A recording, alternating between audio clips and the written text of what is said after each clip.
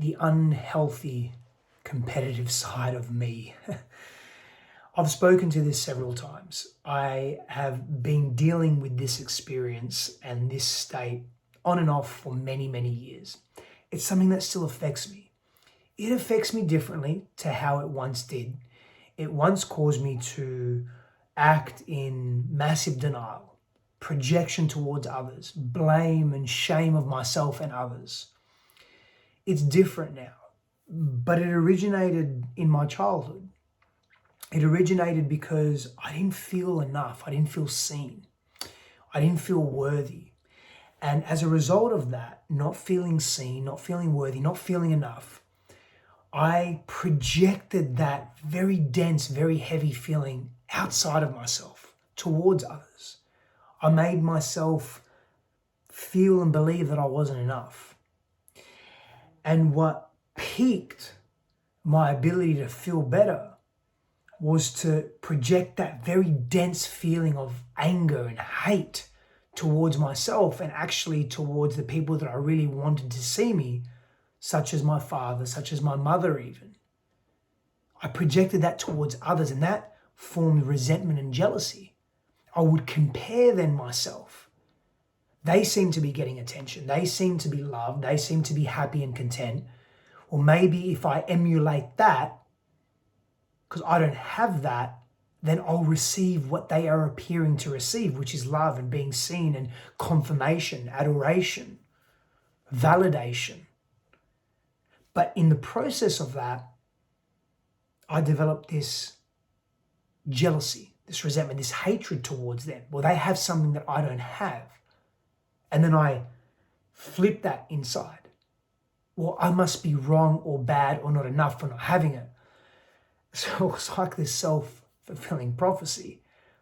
But that behavior, that way of thinking became a habit. It became the norm for me. And I see it showing up in my life today with close friends that I have, particularly men. And that wounding is I'm not enough. I'm not doing enough. Or this person has this. This person has this wealth. This person has this status. This person has this amount of followers on Facebook or Instagram or YouTube or whatever. This person gets all this engagement. This person seems to be speaking really well and eloquently and articulately.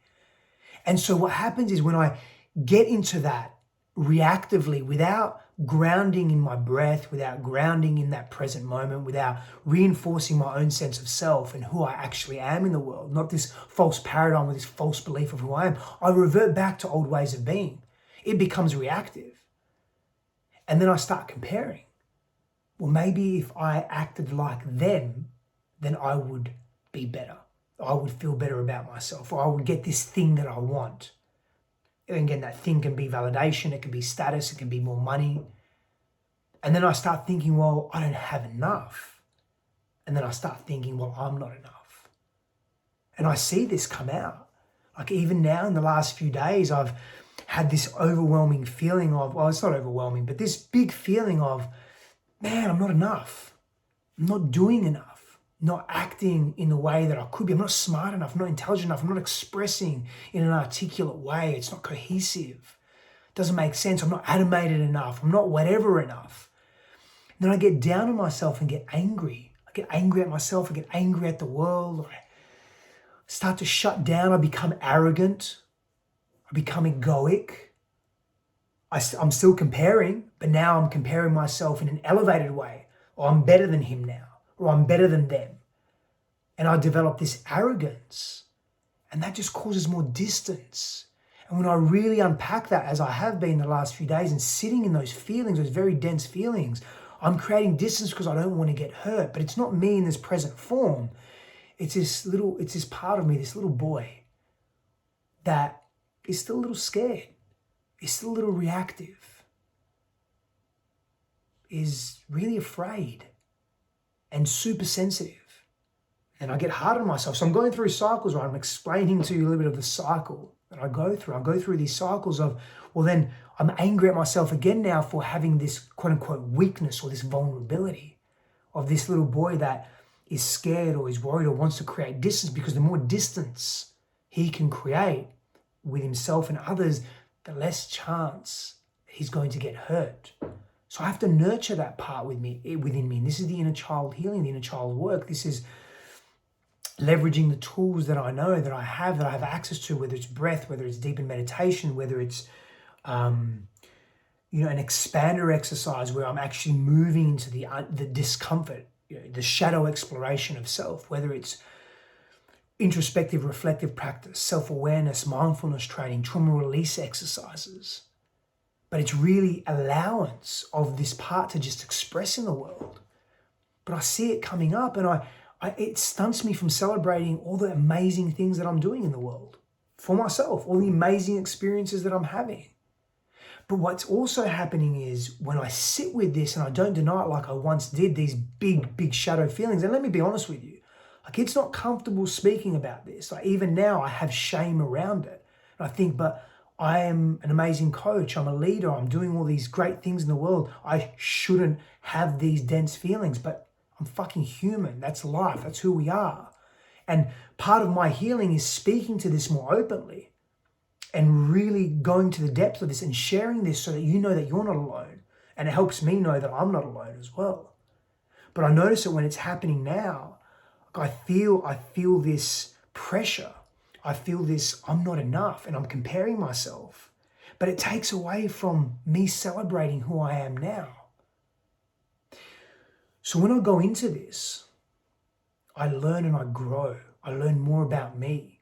I take the responsibility of, and I never used to do this. I just used to project outwardly and hate on other people and do nothing with that. And if anything, I'll just keep suffering. I'd I'd stay in my own pain. Just get aggressive, protect myself, protect my heart, shield my heart, shut down, not be accessible. But now I look at that and I say, okay, these men, they're teaching me something. They're teaching me something about my own shadow that needs some love, needs some nurturance, needs some attention, needs something. And they definitely need some attention, so let me go into that. Let me explore that. I need some exploration at the minimum. So I get to explore that, and that's what I do. And I see that these men are teaching me something deep about who I am. I'll share something with you that was very specific that happened yesterday. I was speaking to this client, and he was speaking to me about how he did some work with another gentleman. And when he was telling me this on the phone, I rolled my eyes. And I had this sinking feeling of density in my stomach, and the verbiage around that, or the thought process around this feeling was, this guy, like, what does he fucking know? Like, he's not even that good. And complete attack on this man that is just doing really good in the world. Literally 5 to 10 seconds later, this client that I'm speaking to says to me, and let me back up a little bit. So I got jealous. Like that was part of the feeling, and resentment. And again, I'm not enough. Why is he going to other people? Why can't he just, come to me? And again, this is a part of me that is stuck in that ego, but he's also stuck in immense fear. But that's not the whole me, because when we're talking about the elevated self, the self that is whole and encompassed and healthy, it doesn't engage in those stories. It gives those stories compassion and love and chooses differently. So in that moment, that's happening. I'm feeling pretty disconnected, but I'm also really focused on my client and being aware of that. I'm going to be cognizant of that because, okay, how is my state going to influence and it was just a conversation. It wasn't an actual deep dive session in any capacity. And then he said, when I did this work with this man, what came through was very strongly needing to do deeper work with you. And in that moment, I felt shame and embarrassment. And then relief and joy, because I noticed the shame and embarrassment, because the connection I made was that I reacted from an old place, and I reacted very soon because the work that he did with this man prompted him to deepen his connection, his work with me. And it was just that lost little boy that didn't feel enough and wasn't feeling chosen. I was never chosen on the sporting teams. I'm super athletic now and I'm very capable and adept now, but it took many, many years of practice. As a kid, I was overweight, I was teased, I was bullied. I was never chosen. I wasn't chosen by my father. I wasn't chosen at school. Primary school was very difficult, up to the age of about 13, 14, 15 even. Like really difficult in terms of friendships.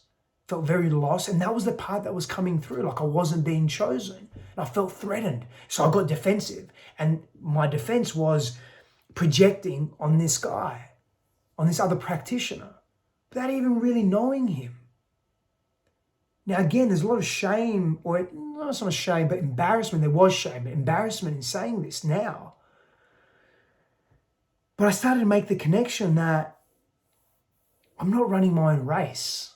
I'm too focused on, or parts of me, when I'm in a vulnerable state or a state of not feeling deeper levels of confidence, I'm too focused on what other people are doing instead of just focused on me. And again, when we keep peeling that back, it's a self-worth thing. We all have it. We have it in different ways, in different layers. I share this with you, the essence of this unhealthy masculine competition, or what unhealthy competition can look like, is because it's debilitating. And it doesn't help us progress. And that becomes a self-fulfilling prophecy. And that becomes an addiction. That thought pattern becomes an addiction. Because, well, the real addiction actually is in the coping strategy that alleviates it temporarily, because it helps us feel good hormonally, physiologically, neurochemically, psychologically. But then we go again in loops, because we're again addicted to that feel-good feeling, because we're not dealing with the core of it. So the last few days I've been dealing with the core of that. Is it completely gone? Doubtful. Is it evolving and expanding in its consciousness or awareness, that part of me? Fucking absolutely. And it has been for many years. And that's all I can ask for, is that continual commitment and willingness to go deep into that stuff. Because unhealthy competition minimizes us.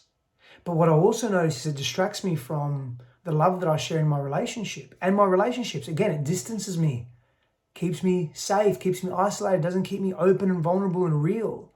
Now, keep in mind, for me, this would be an ongoing process in the years prior.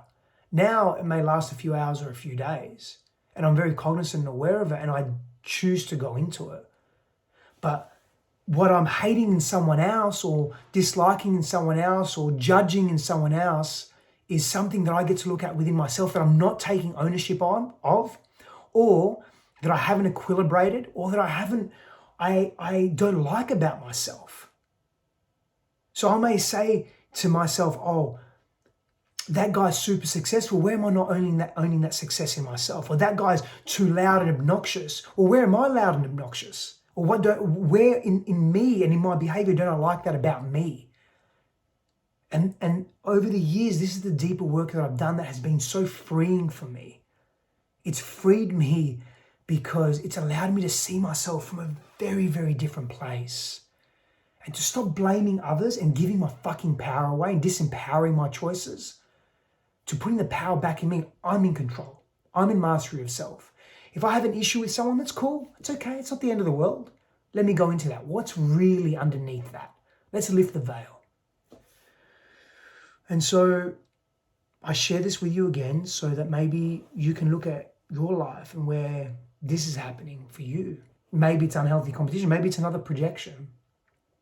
Maybe it's physical attraction. Maybe it's financial wealth. Maybe it's easy for others and very difficult for you. Whatever your story or stories are, we all have them. We all have variations of the same thing.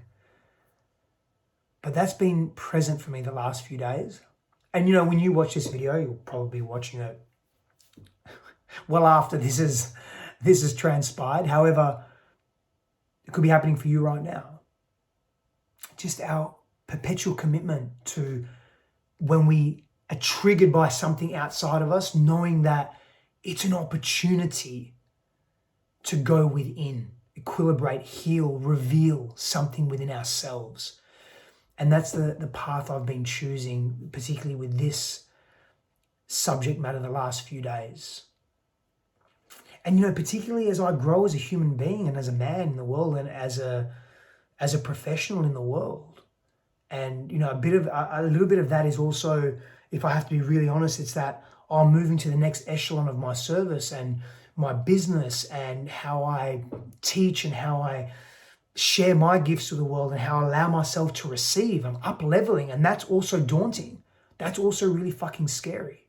And I'm super ready for it. And I can see myself going back to old patterns of protection, keeping me safe. And usually that's being aggressive and isolating myself, being cold, shutting down so people can't get in.